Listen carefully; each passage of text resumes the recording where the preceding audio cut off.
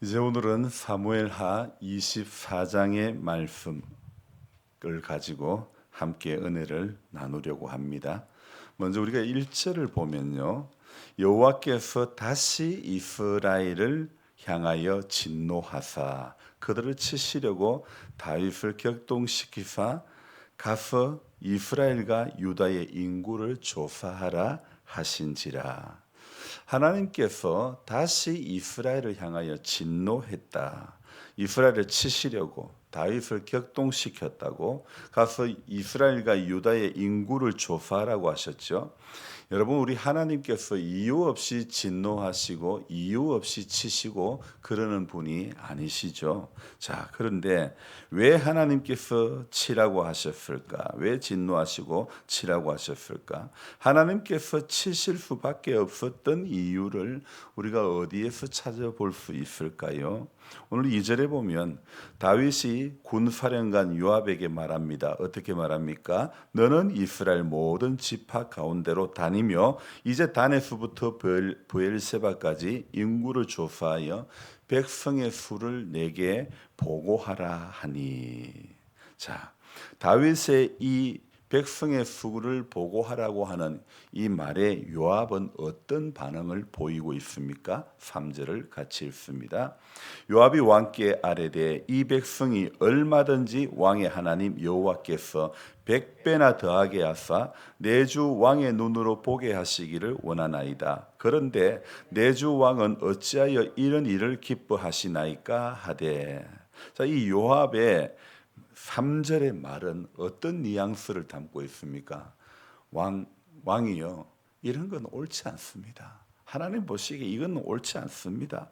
백성의 수를 세는 것, 헤아리는 것은 하나님 보시기에 결코 선한 행동이 아닙니다. 그런데 내 주 왕은 어찌 이 일을 기뻐하십니까? 지금 이런 뉘앙스 아닙니까? 하나님께서는 당신의 능력으로 얼마든지 당신 나라의 왕의 나라의 백성의 수를 100배나 더 할 수 있는데 어떻게 하나님의 주권이기 때문에 더 할 수 있는데 이렇게 요압이 이렇게 말하는 것을 내 주 왕은 어찌하여 이런 일을 기뻐하시나이까? 이 말의 의도는요 바로 이것이죠.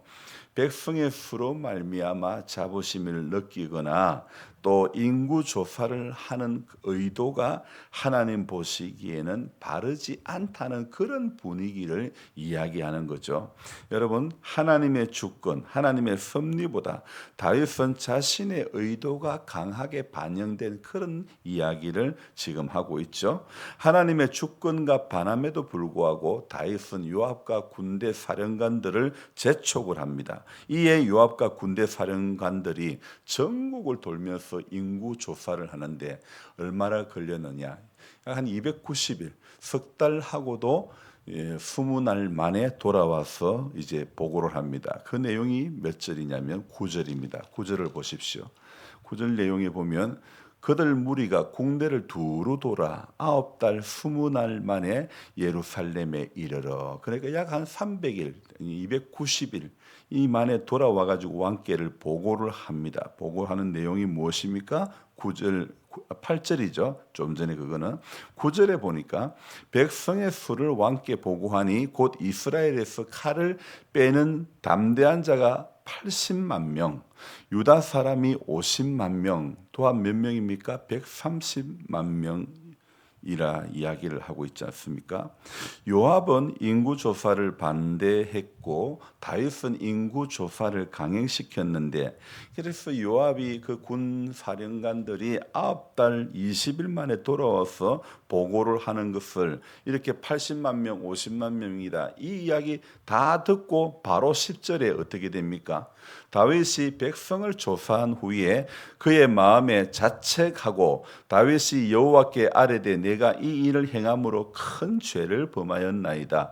여호와여 이제 간구하옵나니 종의 죄를 사하여 주옵소서. 내가 심히 미련하게 행하였나이다 하니라.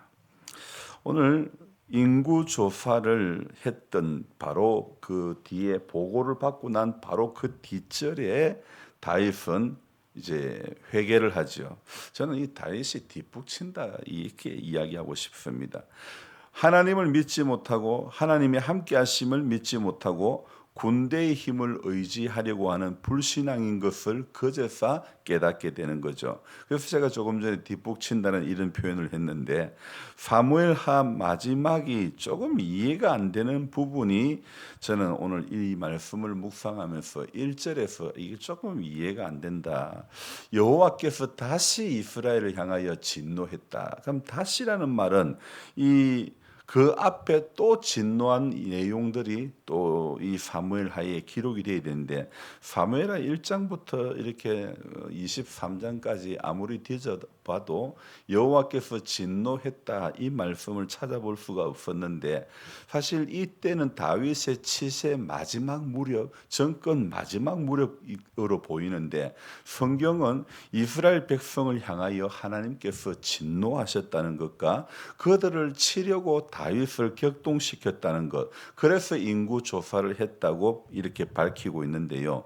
그렇다면 이 인구 조사를 마음먹게 한 주체는 누굽니까? 오늘 1절 말씀 사무엘하 24장 1절 말씀만 보면 인구 조사를 마음먹게 하신 분은 하나님이다 이렇게 보실 수 있나요, 없나요? 당연히 그렇게 볼 수 있겠죠, 그죠? 자, 그렇다면 다윗이 사람 숫자를 헤아려서 군대의 힘을 의지하려는 이 모든 배경에는 하나님께서 계신다 이렇게 볼 수 있죠. 그런데 오늘 이 사무엘하 24장의 이 마지막 장의 팩트가 무엇이냐면 하나님께서 다시 이스라엘 향하여 진노하셨다는 것. 이스라엘 백성들이 구체적으로 어떤 죄를 지었기 때문에 오늘 24장 1절에는 다시 진노했다. 다시라는 말을 넣을까요? 그래서 오늘 이 어떤 죄 때문에 사람들에게 노하셨는지 성경은 설명을 하고 있지 않습니다. 사무엘하 1장까지 다시 아무리 그슬로 올라가서 확인을 해봐도 여호와께서 진노하셨다는 표현을 찾아볼 수가 없었는데 오늘 사무엘하 24장 앞에 어디선가 하나님이 진노하신 것이 있고 그리고 오늘 24장의 1절에 다시 진노하신 것이라 볼 수 있죠. 여러분 설교를 준비하는 사람은 말씀이 딱딱 맞아 들어가야 희열을 느끼고 설교를 듣는 사람은 그 말씀에 공감이 될 때에 은혜를 받는 것 아니겠습니까? 백성들이 구체적으로 어떤 죄를 지었기에 하나님이 진노하셨는지 아무런 설명이 없어서 답답하지만은 그러나 다만 우리가 추측해 볼 수 있는 것은 다윗이 우리아의 아내를 범한 이후에 이제 가정에 어려운 일이 생기고 자녀로 말미암아 반란이 일어나는데 15장에서 압살롬이 반역을 일으키죠. 그리고 20장에서는 세바의 반역을 일으키는 그런 일들이 또 발생했죠. 하나님이 이 사건에서 볼 때에 하나님이 세우신 다윗을 거부하고 반기를 든 것에 대한 어떤 징벌이라 이렇게 보는 견해도 있는데요. 그랬던 어쨌든 하나님은 백성들에게 벌을 이렇게 바로 내리지 않고 왜 다윗에게 인구 조사를 하게 하고 그것을 빌미로 하여 이 일을 하시는지 조금 이해가 안 되죠. 그리고 인구 조사를 하고 나서 10절에는 다윗이 백성을 다 조사하고 나서 그 마음에 자책하고 내가 이 일을 행함으로 큰 죄를 범했다. 이제 간구하니 종의 죄를 사하여 주옵소서. 내가 심히 미련하게 했습니다. 이런 이야기들. 그런데 사무엘하 24장하고 똑같은 내용의 인구 조사가 한 번 더 나오는데 그것이 어디냐면 역대상 17장입니다. 빨리 찾아볼 수 있는 분은 이제 찾아봐도 되는데요. 이 똑같은 내용이 역대상에 이렇게 나오는데 역대상 17장이 맞나요? 제가 또 헷갈리네. 금방 새벽에 받아놓고도 그러네요. 역대상 17장 17장 21장인가요? 21장 1절입니다. 이렇게 금방 봐도 또 헷갈립니다. 21장 같은 사건에서 오늘 21장 1절에는 무엇이라고 이야기하고 있습니까? 같이 읽습니다. 사탄이 일어나 이스라엘을 대적하고 다윗을 충동하여 이스라엘을 계수하게 하니라. 그러니까 오늘 21장 1절에는 누가 충동했다고요? 사탄이 충동했다. 오늘 사무엘하 24장 1절에는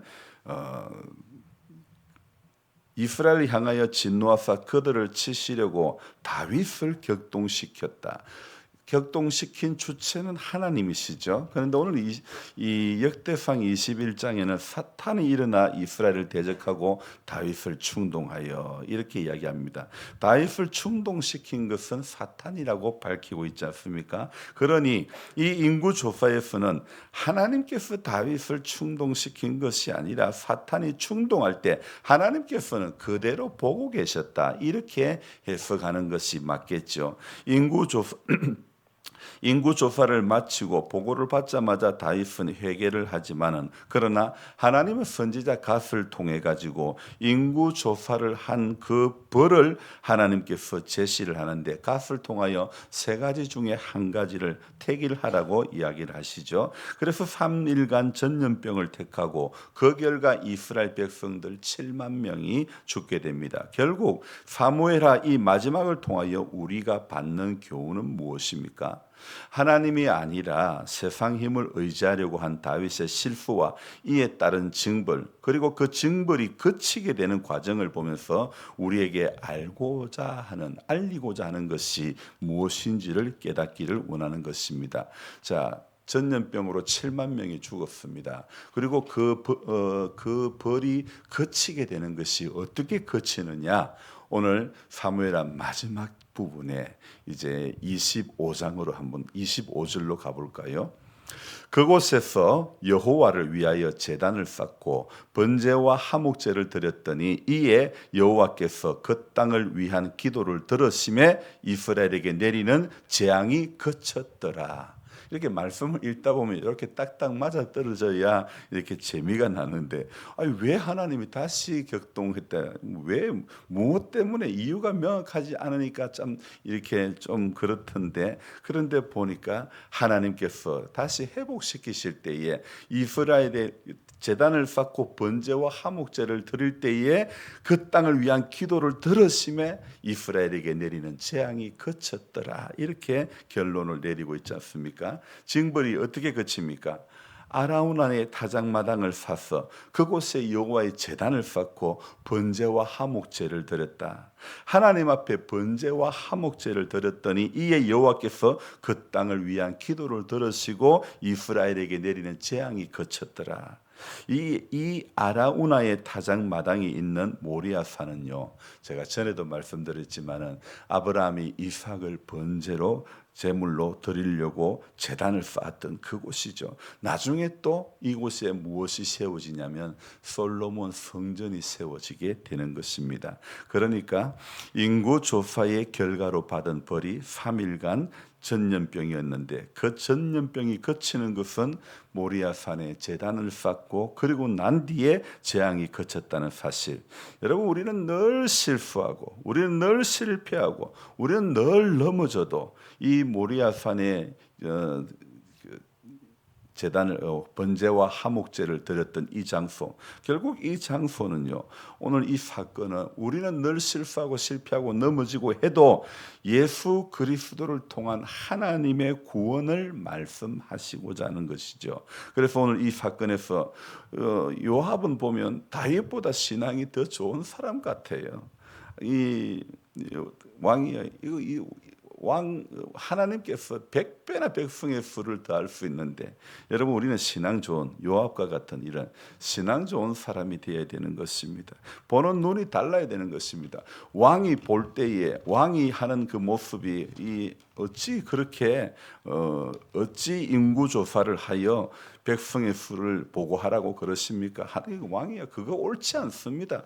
이렇게 바르게 직언하는 이런 모습들 우리가 또 살아가면서 필요한 모습이 아닐까 생각해 봅니다. 그래서 오늘 또한 이 재앙이 그치는 이 장소가 주는 역사적 의미를 볼 때에 이것은 또한 가슴 뭉클하게 하는 그런 이야기죠.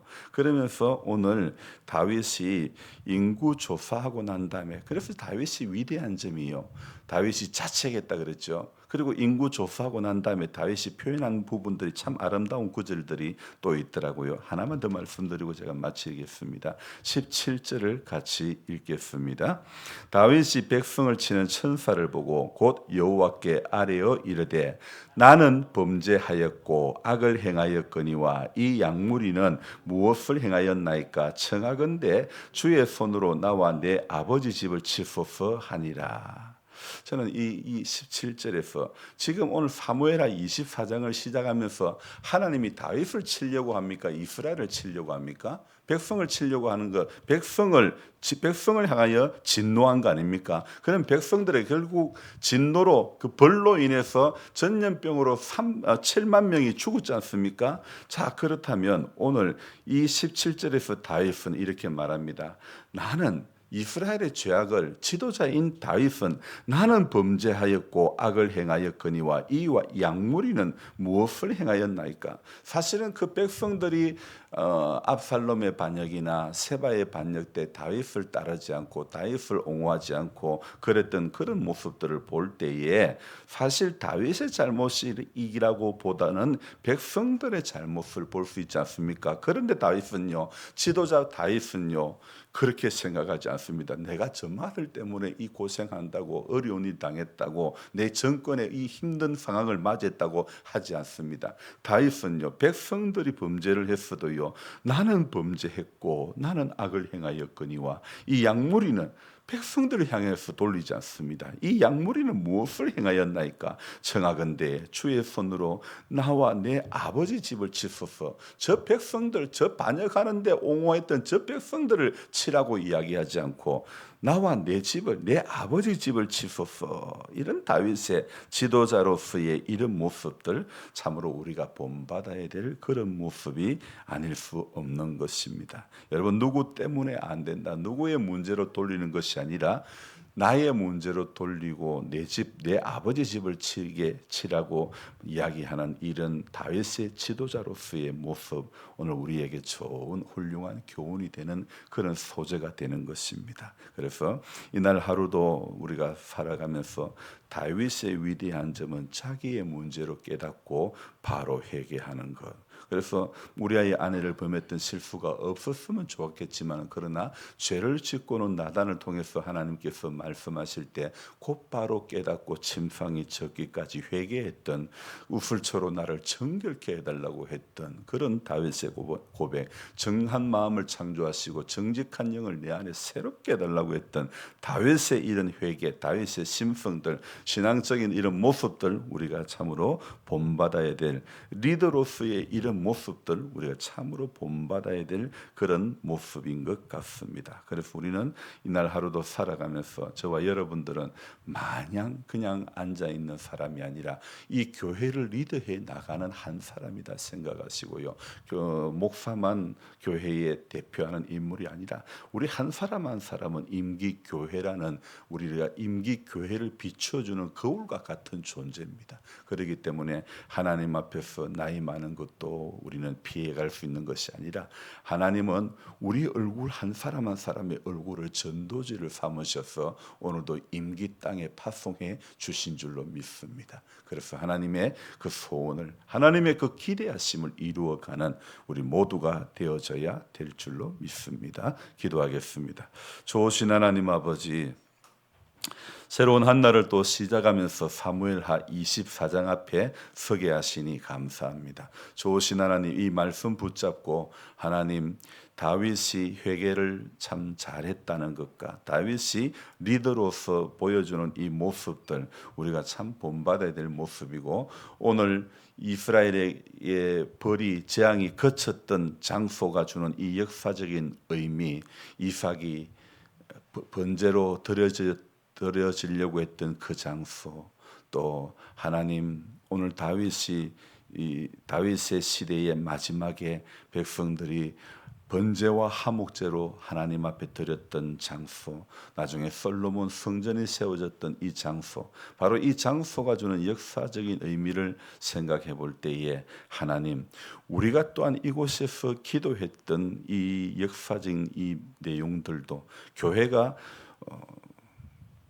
양진마을에서 태동하여 또 이렇게 우리 봉사관 자리에 예배당을 짓고 또 이 자리에 오며 옮겨오기까지 하나님 많은 사람들이 기도하며 또 과거에 교회가 세워지기까지 역사적인 그런 의미들이 있는데 하나님 우리 교회를 세워 나가기 위해서 수고하는 모든 지금까지의 손길들과 지금도 현재 교회를 위하여 수고하는 모든 손길들 하나하나 하나님 다 붙잡아 주셔서 주의 몸된 교회를 세워가며 하나님 나라를 확장해 나가며 가정천국을 이루어가며 하나님 기뻐하시는 일들을 우리 모두가 날마다 감당할 수 있는 복된 교회와 복된 성도 되게 하여 주시옵소서. 오늘 하루도 주일을 준비하면서 사모하는 마음을 우리 모두에게 허락해 주시기를 간절히 바라옵고 원하며 존귀하신 예수님의 이름으로